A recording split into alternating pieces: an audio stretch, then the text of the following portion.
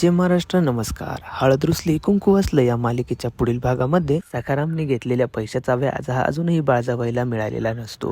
बाळजाबाई खूपच रागात असते व दलपतला विचारते, सखारामने व्याजाचे पैसे दिले का? यावर दलपत म्हणतो, अजूनही दिलेले नाही.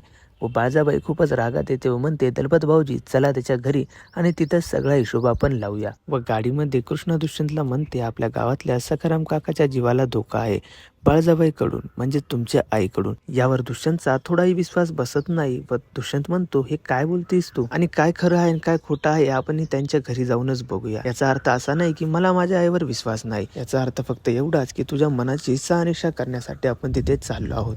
व दुष्यंत आणि कृष्णा सखारामच्या घरी पोहोचतात आणि तिथे सखाराम बाळजाबाईच्या पाया पडत असतो आणि विनवण्या करत असतो. हे दृश्य बघून दुष्यंतला मात्र आश्चर्य होते व दुष्यंत बाळजाबाईजवळ जाऊन म्हणतो, आई हा काय प्रकार आहे, काय चाललंय इथे? व दुष्यंतला तिथे बघून बाळजाबाईच्या पायाखालची जमीन निसटते. सखारामच्या जीवाला बाळजाबाईकडून धोका असल्याचं दुष्यंतच्या लक्षात येणार का आणि ही गोष्ट त्याला पटणार का? कमेंटमध्ये नक्की सांगा.